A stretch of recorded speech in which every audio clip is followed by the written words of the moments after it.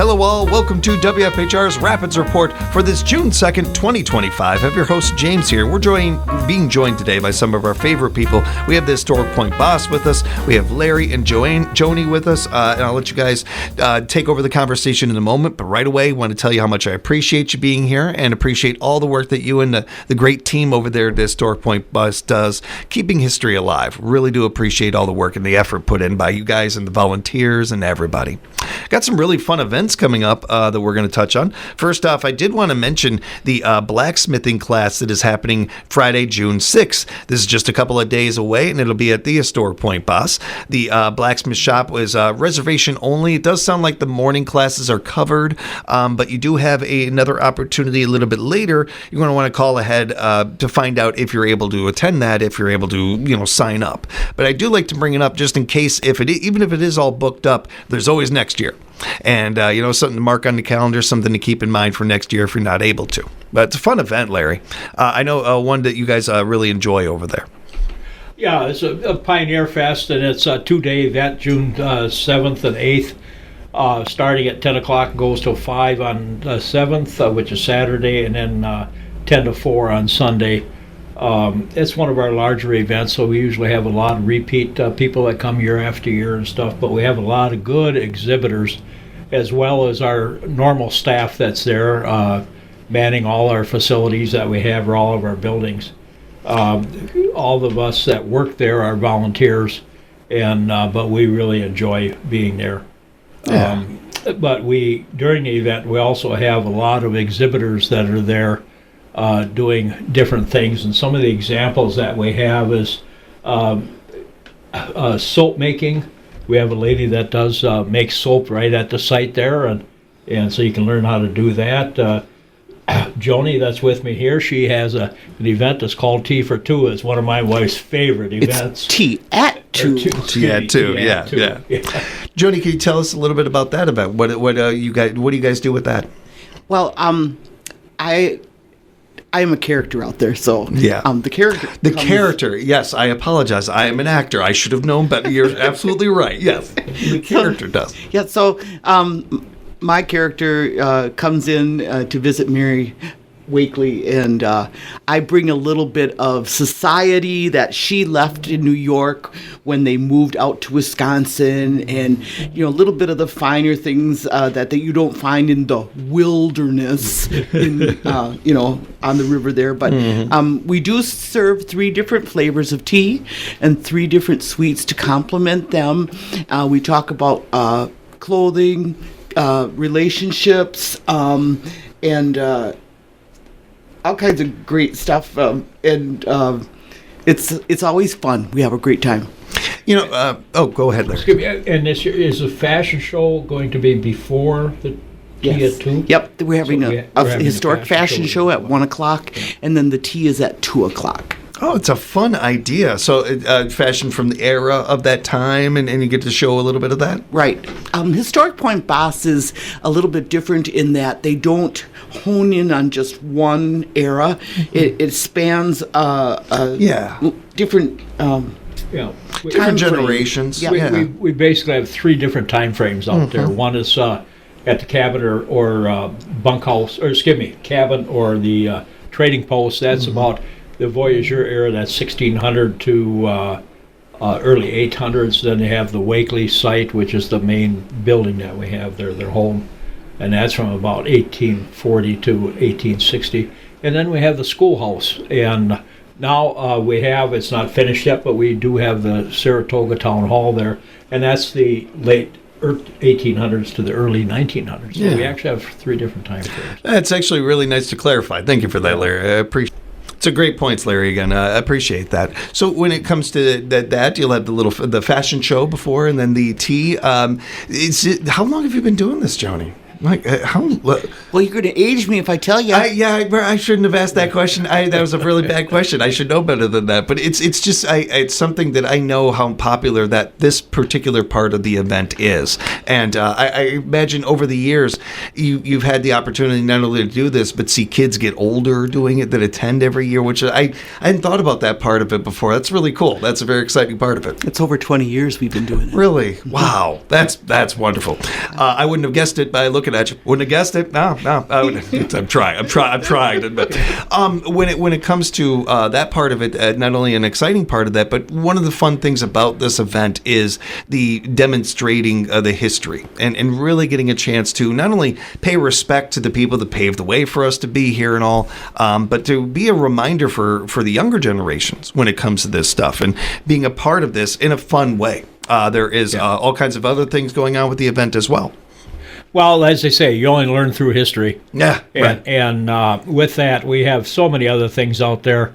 If I can just a few things. And a fun thing that we have is tomahawk throwing. A lot of people love that. Well, it's become a popular thing now. Absolutely. We got a shop right over by us here and everything. That we've been, as a team, itching to get over there and test it out. So, that's a cool one, Matt. But we even have a gentleman there that's a little about out of our time frame. He's actually talks and has a very good representation of the Ice Age period. Wow. So that's a little earlier than I time period. Yeah, a little bit. But he's got an excellent. He camps there and stuff, that's and awesome. He's got a lot of exhibits. But more to our time period, we have Wisconsin River lumber rafting was a very, very big. I think that's probably what Point Basse is noted more for than anything. Was the Pioneer Road and the Larry's our expert on the lumbering, and he's in the bunkhouse. He's great. Yeah. I think our first conversation, Larry, was about that particular topic, and you blew my mind with some of the stuff you were telling me about it and everything. It's I think one of the more interesting and more important things you guys do over there, really covering that topic. The farther we get away from it, for one, the more fascinated young people are by the whole process. But I also think it again gives a chance to pay homage to something that we just don't see as much anymore. Right. Oh, definitely. Yeah, because everybody out there, I think that works there, just loves history, and we love talking about it. We'll talk your ear off. So, but then for those like myself that enjoy the finer things in life, we had lots of good food out there. We have homemade ice cream that we'll be putting out, and we have our Ma Wakely's Kitchen, which has a lot of good delicacies there for you. Fry bread.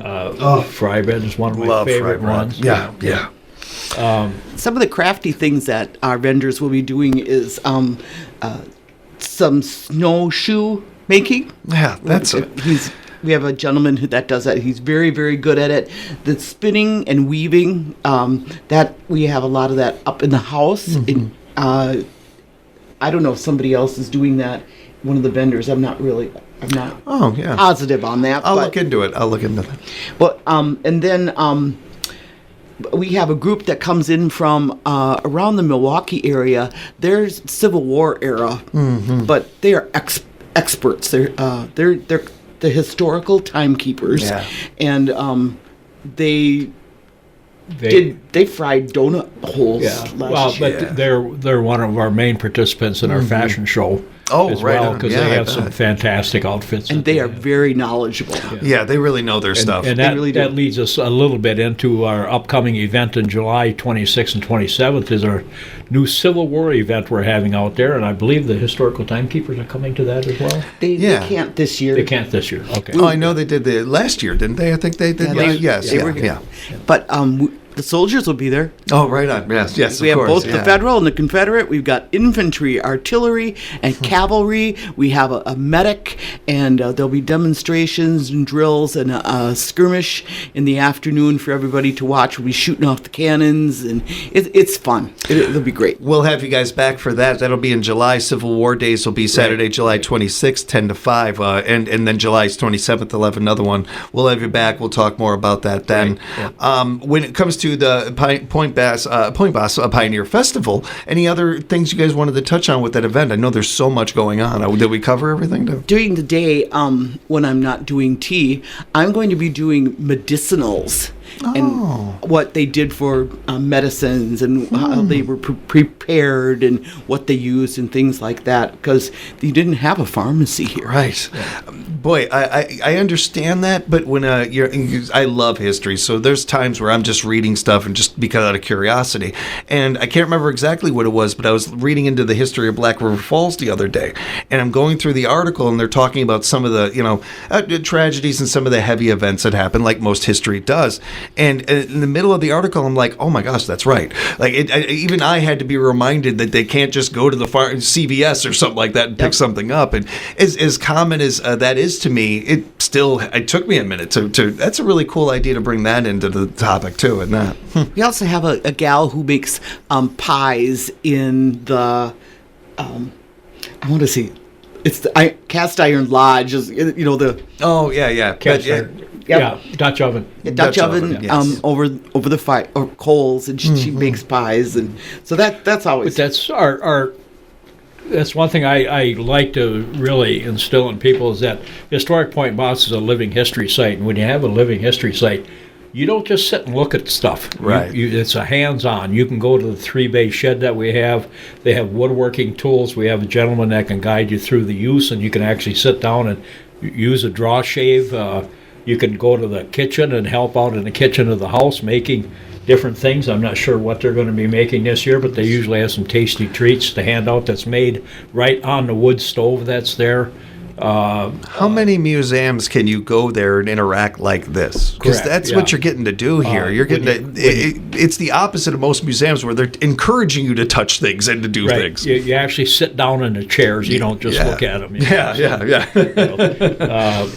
So, a lot of this stuff that we have, the craftsmen that are there, we're very careful for safety purposes, of course, but we do have a lot of hands-on things, and these craftsmen that are there, not members of Point Basse necessarily, but these other members, I'm sure they're more than willing to help a little hands-on as well. Something like we have the gentleman that builds muzzle loaders, he's very talented and has some beautiful firearms and stuff that he has there. So So there's also one of the vendors that comes, and they compare the rich to the poor.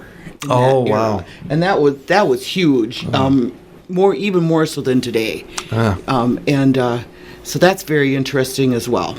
The first and foremost thing I would say is certainly how family friendly and how fun these events are and everything. But again, the here and there opportunities for us to remind people of not only what people went through and how they got to us to this point and everything, but I think there's also a hopefully a perspective that comes with this too, an appreciation not just for the past, but even what we're going through in this day and age, and sometimes realizing, hey, have some perspective, have some understanding, and I know for me sometimes when I think, oh, this was hard or this was difficult I went through, and then I think about my grandparents, I'm like, you know what, I'm going to stop. It isn't that bad. Actually, my stuff isn't that bad in comparison or something like that. I think that not to make light of it or anything like that, but I think that doesn't hurt. It's one of those things that kind of reminds you of like, hey, I've got it pretty good, or I appreciate this or something. But one example, and I've given speeches at different organizations and stuff, and one thing I talk about the lumber rafting and things like that, and one thing I like to bring out is that at a lot of the rapids where they rafted this lumber down the rapids and the fast water and the rocks and stuff, a lot of men died, and at the dams they fell off the raft and drowned and stuff, and different places there 40 men died at this dam, and 40 men died at this rapids, and things like that. And I said, that my ending to that is kind of like, do you think this would be an OSHA-approved job today? Right.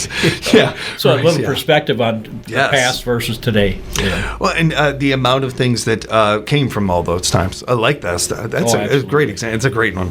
And it's a great event. We're excited about it. Again, the Point Basse Pioneer Festival is happening Saturday, June 7th, 10 to 5, and then it'll be going on June 8th, 10 to 4. Very, very affordable. They go out of their way to make these prices the same as they've always been. So it's affordable for the community. I think it's a really cool and really classy thing of the Point Basse to do. I think the best way we can honor that is by attending these events and showing up and making sure to help keep history alive over there, along with certainly volunteering. Always like to encourage people to volunteer if they can. Always love having new people come down and help with all these events and all the great things going on. Anything else you guys wanted to touch on before we wrap up? I feel like we covered it. I think we're pretty good. Just come down and enjoy the event. The forecast isn't 100% perfect today, for the weekend, but still we have enough cover. You don't have to worry about too much about the weather or anything. So Thank you both for the time. Really do Thank appreciate it. We'll talk again real soon, guys. Thank you. And we appreciate you joining us out there. Again, keep in mind you can find out more information, register for these events at historicpointbasse.com. Go to historicpointbasse.com. Be sure to follow them on social media as well. It's a great way to reach out to them or to just share their posts on your page and make sure that other people see it. Again, historicpointbasse.com. And thanks again for joining us, everybody, right here on WFHR's Rapids Report.